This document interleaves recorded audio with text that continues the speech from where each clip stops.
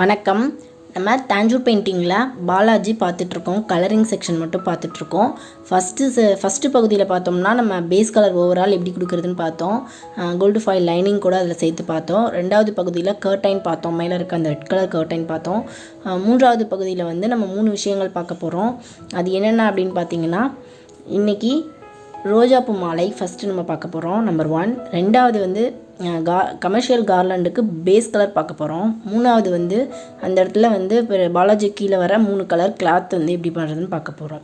வாங்க நம்ம இப்போ பார்க்கலாம். இப்போ பார்த்தீங்கன்னா பேஸ் கலர் வந்து நம்ம ஃபஸ்ட்டு கொடுத்துக்கணும் ரோஜாப்பூ மாலைக்கு.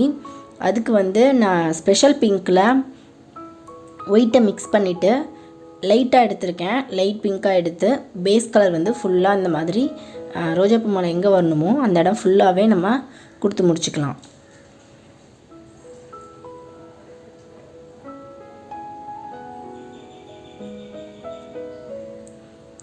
பேஸ் கலருக்கு வந்து நீங்கள் கொஞ்சம் பெரிய ப்ரஷ் எடுத்துக்கலாம்.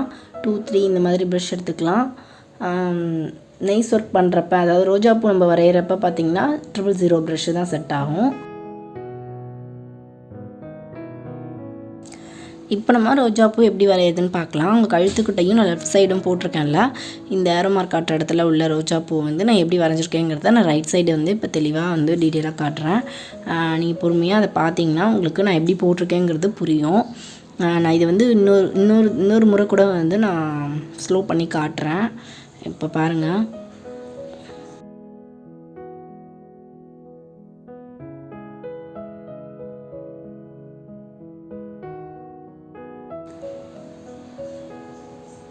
இந்த அளவுக்கு போட்டுக்கிட்டால் நமக்கு கரெக்டாக ரோஜாப்பூ கிடச்சிரும். பேஸ் வந்து இதுதான் வந்து இதை வந்து 3D எஃபெக்ட்டுக்கு மாற்றுறது எப்படின்றத நம்ம அடுத்தடுத்து பார்க்கலாம். இப்போ இதே போல் அந்த இடத்துல உள்ள முழுசாக எல்லா இடத்துக்குமே நம்ம கொடுத்துக்கலாம் அந்த ரோஜாப்பூவை.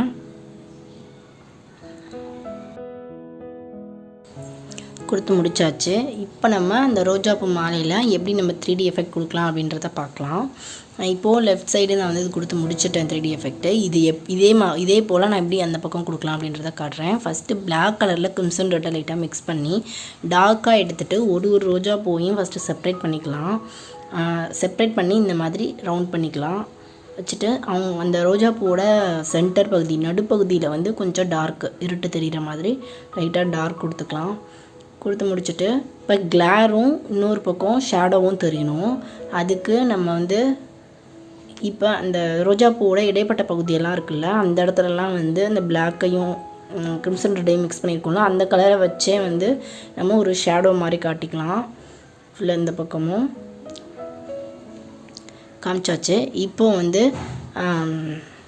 ஃப்ளோரசன்ட் பிங்க் இருக்குது. ஃப்ளோரசன்ட் பிங்க்குன்னு ஒன்று லைட் பிங்க்லேயே இன்னும் கொஞ்சம் ப்ரைட்டாக தெரியும். அந்த பிங்க்கில் வந்து இது மாதிரி டபுள் சைடில் மட்டும் லெஃப்ட்டு ரைட்டுன்னு ஒரு சின்ன ஒரு ஆர்க் கொடுத்துட்டே வரேன்.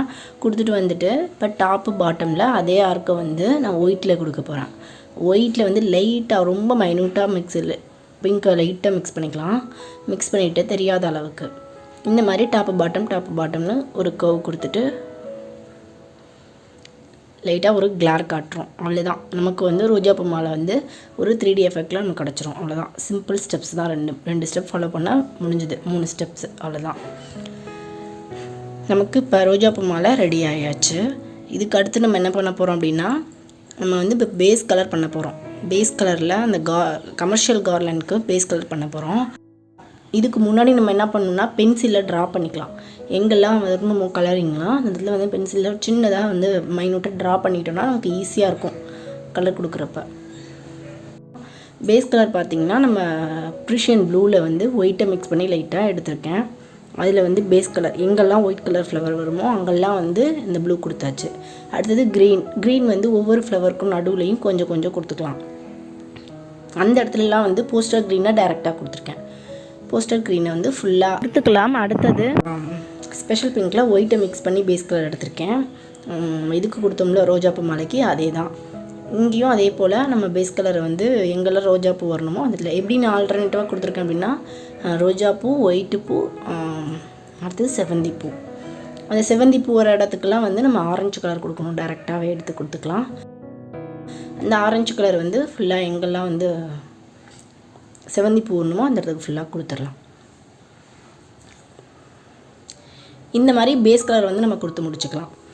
கொடுத்து முடிச்சுட்டா நமக்கு அதுவும் ரெடி ஆகிடும். இப்போ கீழே வந்து அவங்க கால் பகுதிக்கிட்ட மேலே வந்து க்ரீன் கலர் கிளாத் இருக்குல்ல, அந்த கிளாத் பகுதி ஃபுல்லாக வந்து நம்ம கலர் கொடுத்துக்கலாம்.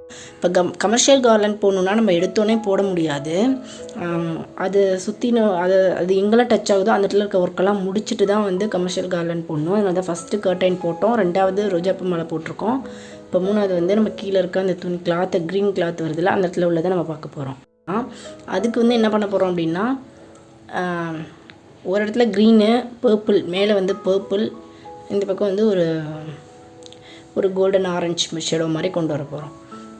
இதுக்கு வந்து பேஸ் கலர் நான் வந்து எல்லோ கொடுத்துருந்தேன், எல்லோ வித் லைட்டு க்ரீனில் கொடுத்துருந்தேன். இப்போது அதுக்கு மேலே வந்து லீஃப் க்ரீனில் ஷேட் பண்ணிவிட்டு போஸ்டர் க்ரீன்லையும் டார்க் ஷேட் கொடுத்து, அதை விட டார்க்குக்கு வந்து டார்க்கு க்ரீனில் கொடுத்து நான் முடிச்சுக்கிறேன். அதில் ஷேடிங்ஸ் வந்து அந்த கிளாத்துக்கு.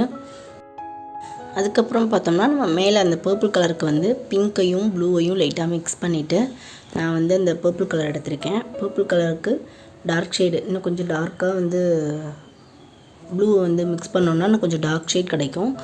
அந்த டார்க் ஷேடுக்கு நம்ம இந்த மாதிரி ஷேடிங் கொடுத்துக்கலாம். கொடுத்து முடிச்சுட்டு நம்ம அதுக்கும் இது வந்து சின்ன பகுதிங்கிறதுனால நமக்கு ரொம்ப கொஞ்சம் கஷ்டம் தெரியாது, டக்குன்னு நம்ம முடிச்சிடலாம். சின்ன வேலை தான் அது. ஸோ அந்த சின்ன பகுதியை வந்து லைட்டாக அப்படியே பர்பிள் ஷேடுக்கு மாற்றிட்டு நடுவில் வந்து எப்போவுமே கொஞ்சம் லைட்டாக கிளார் கொடுக்குற மாதிரி கொடுக்கணுங்க. இதுக்கு வந்து நம்ம பார்டர் டிசைன் கொடுக்கலாம். சேம் அஸ் யூஷுவல் நம்ம கர்டைனில் என்ன சொன்னமோ அதே தான் இதுலேயும் ஃபாலோ பண்ணணும். ஃபஸ்ட்டு வந்து க்ரோம் எல்லோ எடுத்துக்கிட்டு நம்ம எங்கே பார்டர் என்ன டிசைன் பண்ண போகிறோமோ அதை ப்ளேஸ் பண்ணிவிட்டு அதுக்கு மேலே வந்து ஒயிட் கூட மிக்ஸ் பண்ணிவிட்டு லெமன் எல்லோ எடுத்துக்கலாம், இல்லைனா க்ரோம் எல்லோலேயே ஒயிட்டில் மிக்ஸ் பண்ணிவிட்டு அந்த லைட்டிங் சென்டரில் விட்டுருக்கோம்ல அந்த இடத்துலலாம் வந்து அந்த ஒயிட் தெரிகிற மாதிரி நம்ம கொஞ்சம் இன்னொரு லேயர் வந்து நம்ம ஆட் பண்ணிக்க போகிறோம். இவ்வளோ தான் வந்து நம்ம பார்டர் டிசைன் பண்ண போகிறோம். அதை வந்து நான் பர்பிள் கலர் மேலே பண்ணுறேன். பர்பிள் கலர் மேலே ஃபஸ்ட்டு பேஸ் கலர் பண்ணுறப்ப நமக்கு பளிச்சுன்னு தெரியல. ஸோ அது மேலே வந்து நம்ம லைட்டிங் கொடுக்குறப்ப தான் அது வந்து நல்லா தெரியும் கண்ணுக்கு. இப்போ நம்ம லைட்டிங் கொடுக்கலாம். இங்கே பாருங்கள், இந்த மாதிரி லைட்டிங் கொடுத்ததுக்கப்புறம் தான் நமக்கு நல்லா தெரியுது. இது போல் நம்ம 2 சைடுக்குமே வந்து நம்ம அந்த கிளாத்தில் பார்டர் கொடுத்துக்கலாம். மேலே வந்து சின்னதாக அப்படியே ஒரு டிசைன் பண்ணிக்கலாம். நான் இன்னொரு லேயர் கொடுக்குறேன். அது வந்து பர்பிள்ன்றதுனால சரியாக தரலன்ட்டு இன்னொரு லேயர் திரும்பவும் கொடுத்துட்டு மேலே ரிமைனிங் ஸ்பேஸ்லாம் நம்ம இந்த மாதிரி சின்னதாக ஏதாவது டாட் வச்சுக்கலாம் டிசைன் மாதிரி. அவ்வளோதான். அதுக்கடுத்து க்ரீனில் டிசைன் பண்ணலாம். க்ரீனில் டிசைன் பண்ணுறது பார்த்திங்கன்னா சேம் தான், அதே பேட்டர்ன் தான். நமக்கு என்ன டிசைன், இந்த சின்ன இடத்துல வந்து நம்ம டிசைன்லாம் ஒன்றும் பெருசாக காட்ட முடியாது நம்மளால். ஸோ சிம்பிளாக வந்து அந்த கோல்டன் தெரிகிற மாதிரி பண்ணாலே போதும் நமக்கு. இதுலேயும் அதே போல் நம்ம ஃபஸ்ட்டு என்னென்ன டிசைன் வரணுமோ அதை ப்ளேஸ் பண்ணிக்கலாம். க்ரோம் எல்லோவில் ப்ளேஸ் பண்ணிவிட்டு அதுக்கு மேலே டார்க் ஷேடில் இதுலேருந்து செக்குடு தான் நான் பண்ணியிருக்கேன். இதுலேயும் செக்குடு பண்ணிவிட்டு உள்ள டாட் வச்சுருக்கேன்.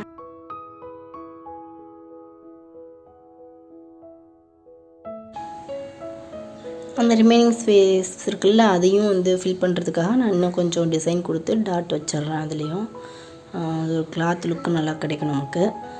பார்டர் போட்டாச்சு.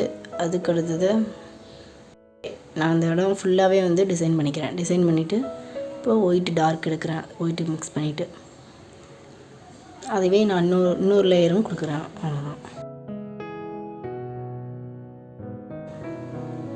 இதுக்கப்புறம் நம்ம ஆரஞ்சு கலரில் பார்க்குறோம். ஆரஞ்சு கலரில் வந்து நான் பேஸ் கலர் வந்து லைட்டாக எல்லோ மிக்ஸ்டு ஆரஞ்சாக காட்டியிருக்கேன். அதில் வந்து நம்ம இப்போ எல்லோ வந்து அதிகமாக தெரிஞ்சால் நம்ம பார்டர் கொடுக்குறப்ப தெரியாதுன்றதுனால நான் வந்து ஃபுல்லாக ஆரஞ்சாக காமிச்சிட்டேன். அதுக்கு மேலே வந்து இந்த மாதிரி ட்ரா பண்ணிக்கலாம். பார்டரை வந்து டிசைன் பண்ணிவிட்டு நம்ம அதை லைட்டாக பண்ணியாச்சு. அவ்வளோதான். இந்த ஆரஞ்சு பார்டரும் ரெடி ஆயிடுச்சு. இப்போ நம்ம அடுத்த பகுதியில் பார்த்தோம்னா கமர்ஷியல் கார்லண்ட் எப்படி போடலாங்கிறத ஃபுல்லாக பார்க்கலாம். உங்களுக்கு வீடியோ பிடிச்சிருக்குன்னா வீடியோ லைக் பண்ணுங்கள். உங்கள் ஃப்ரெண்ட்ஸுக்கும் யாருக்காவது தேவைப்படுன்னு தோணுச்சிங்கன்னா ஷேர் பண்ணுங்கள். நன்றி. நம்ம மீண்டும் அடுத்த பகுதியில் சந்திக்கலாம்.